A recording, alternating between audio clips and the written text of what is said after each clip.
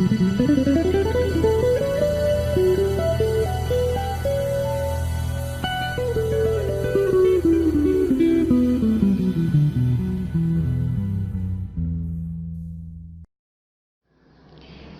buenos días.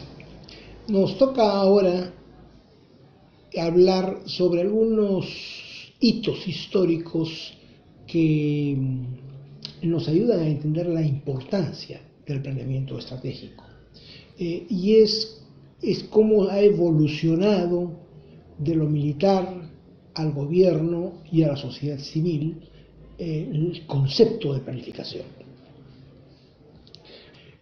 Quizás lo más antiguo que hoy día conocemos es el pensamiento de Sun Tzu, este famoso funcionario chino que sistematizó toda la experiencia de guerra de los reinos combatientes, esos 250 años de lucha que terminaron en la unificación de China.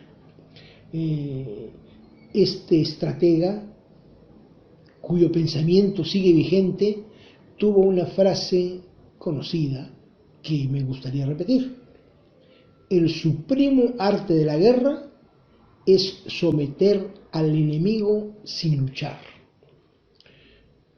La estrategia es eso, es conseguir los objetivos que uno se propone al menor costo posible. Estas aplicaciones militares del concepto del planeamiento estratégico las tenemos en grado superlativo en un Alejandro Magno, el hijo de un rey, Filipo de Macedonia, un reino al norte de Grecia que no había tenido mayor importancia, que logró vencer a las fuerzas atenienses, el mayor ejército y el más experimentado ejército de la época. Estamos hablando de 400 años antes de Cristo, y cómo su estrategia, que era la combinación de su falange y de su caballería, logró establecer la técnica que habíamos mencionado antes del yunque y del martillo, que golpeaba al enemigo, se ingeniaba para poder golpear al enemigo por delante y por atrás, eliminándolos, destruyéndolos. Y esto lo llevó a que este pequeño reino del norte de Grecia, en Europa, llegase hasta la India, en una carrera meteórica, porque Alejandro murió bastante joven. Otro ejemplo de esta planificación que rompe esquemas es el de Aníbal. Roma, estamos hablando del 200 años antes de Cristo, tenía como rival en el otro lado del Mediterráneo, en el norte del África, a Cartago, y eran rivales tradicionales que se disputaban el control del Mediterráneo. Aníbal, un general realmente visionario, dijo: yo por el mar no puedo llegar a Roma, me voy a entrar por España y voy a atacar a Roma por los Alpes. Y atravesó este recorrido enorme, atravesó los Alpes con elefantes, y con estos elefantes prácticamente destrozó a las legiones romanas. Simplemente su no haber conquistado, su decisión de no haber ingresado a Roma, le valió finalmente el perder la batalla, pero dio un ejemplo de estrategia militar impresionante. Ya en Europa, alguien que recoge, que elabora y que desarrolla los principios tanto para la guerra y la aplicación tradicional de la planificación y de la estrategia, es Maquiavelo, autor del Príncipe, un consultor de autoridades del siglo XVI, en la que aplicaba la planeación para el buen gobierno, donde recomendaba que la astucia, la disciplina y la previsión eran fundamentales, que el mejor de los proyectos es el que permanece oculto para el enemigo hasta el momento de ejecutarlo. Es Napoleón quien, comentando al príncipe, escribe a manuscrito que la conclusión que él saca del pensamiento de Maquiavelo es que el fin justifica los medios. Cuando escuchamos esta frase, pensamos en Maquiavelo, pero debemos subrayar que es una anotación marginal que Napoleón pone a la obra del príncipe. Ya en el siglo pasado hay algunos hitos que se muestran en la diapositiva que marcan el siglo, ¿no? Donde la Segunda Guerra Mundial tiene un rol fundamental, la crisis de los 70 tiene otro rol fundamental, entre otros hitos importantes. Y esto lo traemos a colación porque es el inicio de la planificación estratégica en el ámbito empresarial. Al término de la Segunda Guerra, las empresas se enfrentaban como nunca antes a una gran incertidumbre, al riesgo, a la inestabilidad y a un ambiente sumamente cambiante. La planificación estratégica, en el caso de la Shell, como recordábamos en alguna sesión anterior, fue la respuesta. Este concepto se generaliza, se difunde rápidamente con la crisis del petróleo de los años 70. En los años 70 se desarrolla una crisis del petróleo. Los países árabes se dan cuenta de que están recibiendo migajas por su petróleo, que es la sangre que movía Europa y Occidente. Entonces deciden subir el precio, ¿no? Y de $9 lo suben a 40.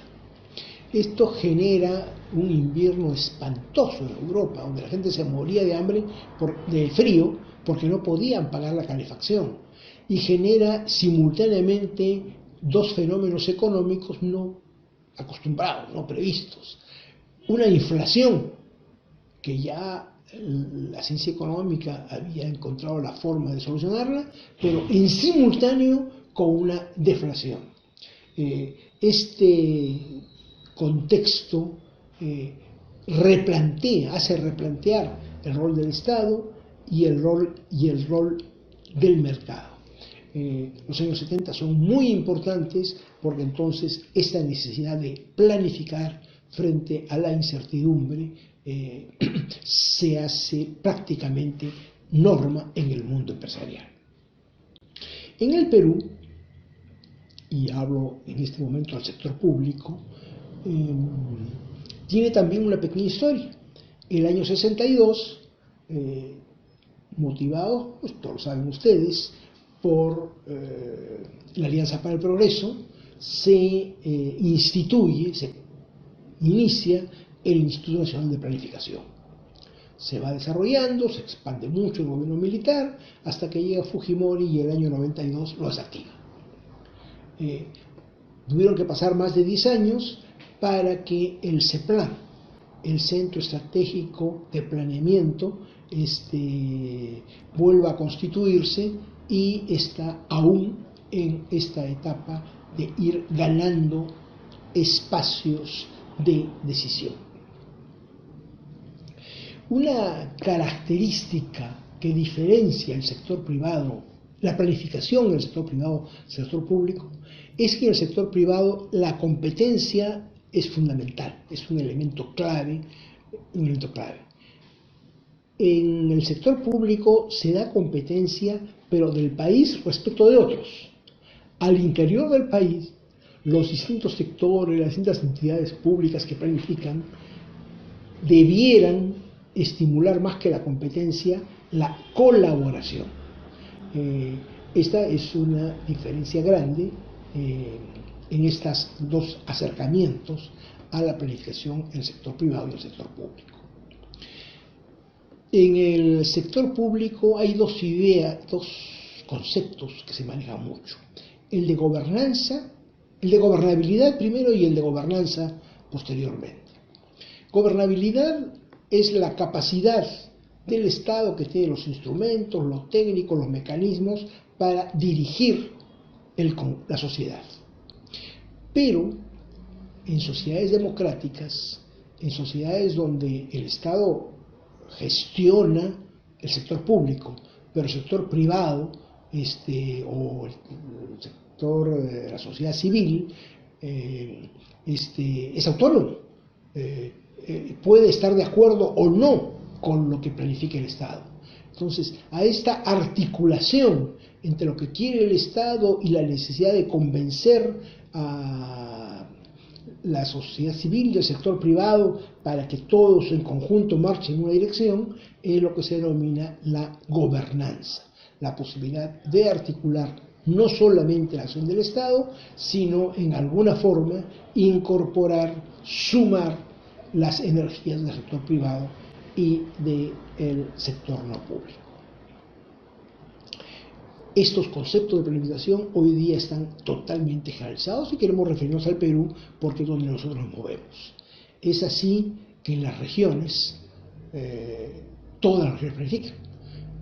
No como se debieran, tenemos todavía un problema de capacidades.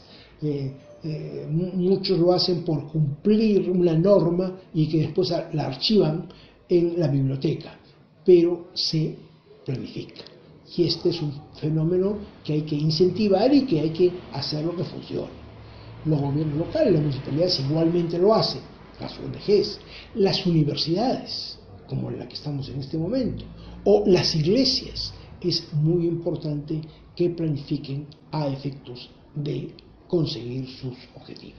Un folleto, un artículo muy interesante que da una visión panorámica de lo que es la planificación estratégica, especialmente en el sector público, y que subraya el concepto de colaboración en el sector público, es el de nuestro amigo Daniel Medianero, que recomendamos su lectura.